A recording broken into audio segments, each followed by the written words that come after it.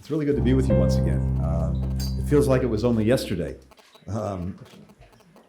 Indeed, we just came from the historic Negev Summit, and together with our partners from Bahrain, from Egypt, the United Arab Emirates, and Israel, we discussed, as Nasser said, a wide range of areas where we can seize on normalization to make a positive impact on the lives of our people. It's an effort that quite simply would not have been possible were it not for the courage and vision of leaders like His Majesty King Mohammed VI to break down long-standing barriers. And I'm committed to working with the Foreign Minister and all our friends here and across the region to make this vision real, translating it into more opportunities for people and further widening the circle of friendship. Now, while integration among some of these countries is new, the diplomatic relationship between Morocco and the United States dates back more than 240 years. And its depth and breadth are reflected in everything we discussed today, and Nasser touched on a lot of these issues. For more than 15 years, our free trade agreement has benefited people and companies in both of our countries and beyond. Today, we discussed how we can continue to grow our economic cooperation, in particular, to benefit underserved populations. For example, we're in the fifth and final year of what is a $460 million compact administered by the U.S. Millennium Challenge Corporation. That's provided jobs and education opportunities for young people, boosted agricultural productivity, expanded land rights for women.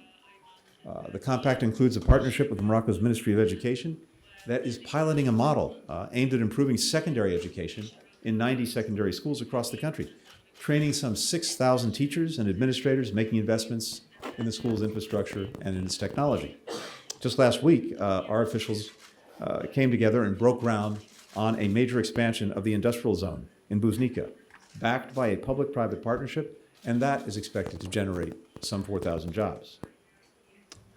Partners show up for each other in difficult times. And as Morocco experiences one of the worst droughts in decades, we're doing what we can to help. Now, I tried to do what I could to help by bringing a little rain with me today, but that's clearly not enough. We have experts from the State Department, the Department of the Interior, consulting directly with their Moroccan counterparts on immediate steps to diminish the drought's impact and to increase water conservation. Tomorrow, we're hosting a conference in Casablanca that will bring together your top water management companies with some experts from the United States to focus on how this country can better produce, use, and conserve its water resources. And going back long before this drought, we've been working to build greater capacity in the country to try to predict, prepare for, and mitigate the worst impacts of droughts, and to train rising generations of Moroccan water management experts. The drought's already affected agricultural production, we know, raising the cost of food. Now, the natural disaster is being worsened by a man-made disaster, as the Russian government and its brutal war in Ukraine has disrupted the supply of wheat and other commodities.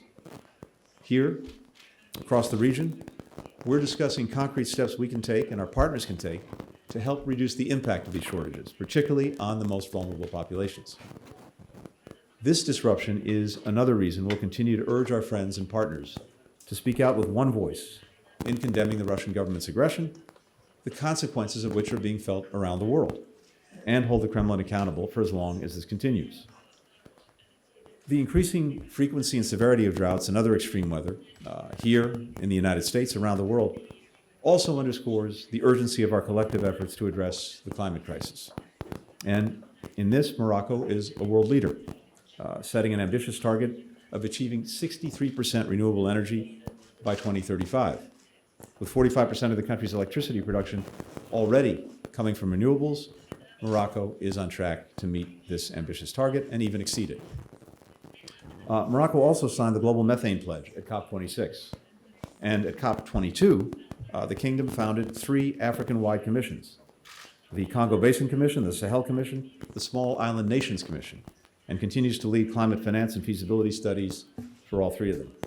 We've also worked side by side in combating the COVID-19 pandemic. We've been able to donate more than 2.5 million safe, effective vaccines to Morocco through the COVAX initiative over the last several months alone. And since the outset of the pandemic, we've been working closely with the Moroccan Ministry of Health and other partners to train health workers, provide PPE and essential lab equipment, and enhance Morocco's vaccine cold chain, all of which has helped contribute to a very effective response led by His Majesty to COVID here in Morocco. And Morocco is also now contributing to the efforts that other countries are making, something we greatly appreciated. We launched a $3 million partnership with the Pasteur Institute of Morocco to strengthen global health security capacity so that we can prepare for, respond to, and deal with infectious disease in the future. We support King Mohammed VI's ambitious reform agenda to strengthen Morocco's institutions and ensure government is responsive to the Moroccan people. The United States is committed to working with Morocco to make concrete progress in key areas, advancing the right to freedom of expression and association, criminal justice reforms, women's rights and gender equality, government transparency, which the Foreign Minister and I had an opportunity to discuss today. We also discussed security. The United States recognizes the important role that Morocco plays in maintaining regional security and stability, as well as its contribution to peace and prosperity in the region. We're collaborating closely on addressing regional issues like the Sahel and Libya, the fight against terrorism, where Morocco has demonstrated sustained leadership through the Global Counterterrorism Forum and the Global Coalition to Defeat ISIS. We very much support the work of the United Nations Personal Envoy of the Secretary General, Staffan de Mistura, in leading the political process for Western Sahara under the auspices of the United Nations to promote a peaceful and prosperous future for the people of Western Sahara and the region. And we appreciate Morocco's support for this mission. We continue to view Morocco's autonomy plan as serious, credible, and realistic, and one potential approach to meet the aspirations of the people of Western Sahara. Let me just conclude by wishing an early Ramadan Kareem to the people of Morocco and around the world who will celebrate the holy month starting in just a few days.